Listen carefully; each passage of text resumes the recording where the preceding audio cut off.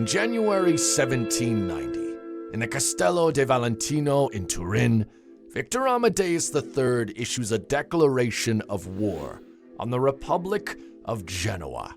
Europe enters into a crisis as great powers fight over influence in the Italian peninsula. This war would see the meteoric rise of a state into heights never seen before, and the unification of the people of Italy.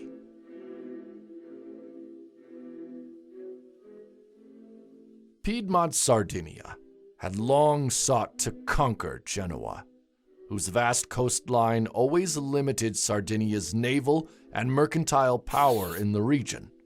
And now, after signing an alliance with Spain and securing British diplomatic support, Victor decides that now is the time to strike. After rallying his forces in Turin, he marches south with 28,000 men towards Genoa. However, before he can besiege the capital, he is stopped near the city of Busala, where a strong fort known as De Gavi, with a sizable garrison, prevents the Sardinian forces from advancing. The king quickly orders his troops to assault the fort, whose defenders hold out bravely, until a relief force, headed by General Lorenzo Spinola, numbering 18,000 men, arrives. But Spinola's plan to catch the Sardinians by surprise fails, and he is quickly defeated by the much larger Sardinian army, suffering 6,000 casualties, with 3,000 captured. Shortly after this defeat, the garrison opts to surrender, and the Sardinians continue their march south to Genoa.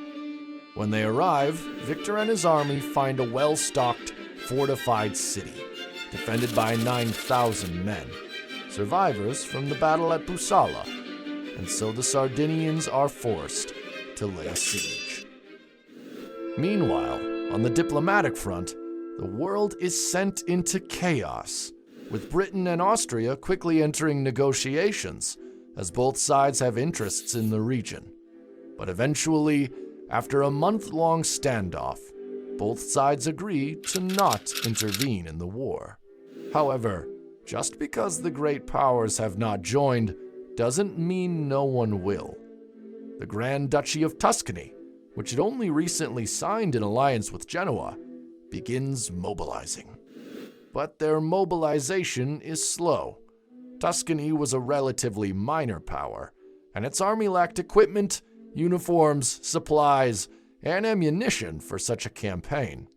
And so, Grand Duke Cassius Luciano spent 6 months reforming, arming, and building up his army.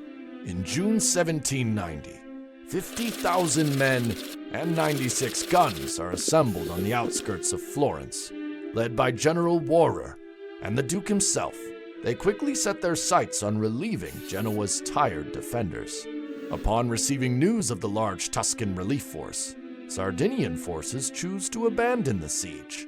But the king had not left a garrison in the town of Alessandria, Sardinia's most important fortress, whose fall would result in the encirclement of the Sardinian army. However, before the king could give further orders, he suffered a severe stroke, which took his life shortly after, leaving the army in the hands of his young son, Charles Emmanuel. Charles quickly ordered his army to head north in order to evade the Tuscan pincer maneuver. Upon reaching the town of Alessandria, the king was informed that the Tuscan army had been spotted heading towards the Sardinian capital of Turin, and began to give chase. However, this was a feint, and the Tuscan army managed to occupy Alessandria shortly after. Charles, seeing the fall of Alessandria, would order his army to Asti, hoping to receive reinforcements, but he was pursued by the Tuscans and caught near a village called Monfalito. As the morning dawn rose over lush forests of Italy, the Tuscan forces were seen in the distance, and Charles ordered his troops to position themselves inside of the forest, where he hoped to invalidate the Tuscan superiority in cavalry. Yet, As usual, the Tuscans were faster than their opponents, and they managed to set up a defensive line inside of the forest before the Sardinians. And so, unwilling to let the Tuscans fortify their position, Charles ordered the 1st Division to charge. And though the charge was bogged down by the hill and rough terrain, the superior quality of the Sardinian troops proved decisive, and they began pushing the tired Tuscan infantry.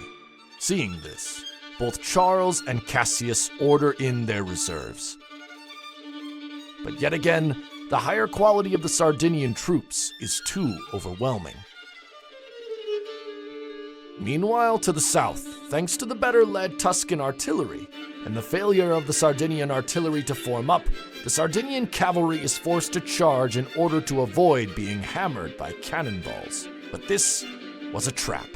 The Tuscan cavalry emerged from the forest, annihilating the right flank of the Sardinian cavalry, which had still not noticed them, and continued its push towards the 2nd Tuscan artillery battery. They are quickly encircled, and the Sardinian cavalry is mercilessly slaughtered by their Tuscan counterparts. However, instead of ordering all of his cavalry to pursue, Cassius orders the majority of his horsemen to reinforce their crumbling infantry line, and they quickly rout the tired and encircled Sardinians. Despite finally managing to arrive into their position, the Sardinian artillery, led by their king, manages to do little, as they are charged by Tuscan cuirassiers, and as Charles is slain amidst heavy fighting, the artillery too routs. But not all hope is lost. The Northern Division, commanded by Marco Bellini, has managed to rout the Tuscan forces and turn south to help their king. However, after briefly organizing themselves, the Tuscan infantry pursues their Sardinian counterparts.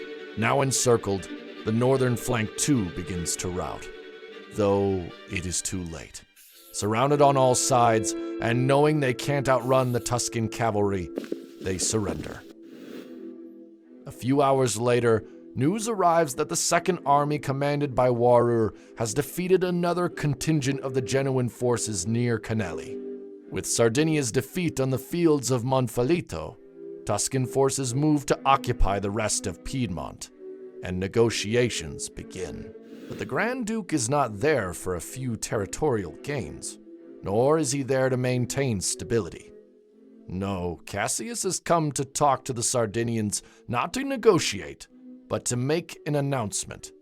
On July 15th, 1790, Grand Duke Cassius Luciano crowned himself king and declared the creation of the Kingdom of Italy.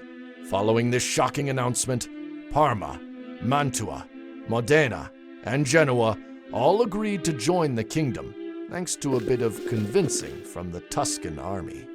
This outrageous declaration and the annexation of 5 Italian states was followed immediately by a declaration of war by Austria and Britain. Meanwhile, in France, revolutionaries execute their king, making France into a republic. Europe is now destined to descend into chaos. Special thanks to Mr. V for narrating the video, Hawk and Leo, the developers of Lines of Battle, and Oversteer, the owner of Sverimir. This video wouldn't be possible without their amazing contributions. If you'd like to make history yourself and maybe be the star of one of these videos, you can join the Discord server in the description. I will also link the game and the game's Discord in the description as well. Please consider liking and subscribing. I've spent like 10 hours working on this video and I'd really appreciate it. Thank you, and I'll see you next time.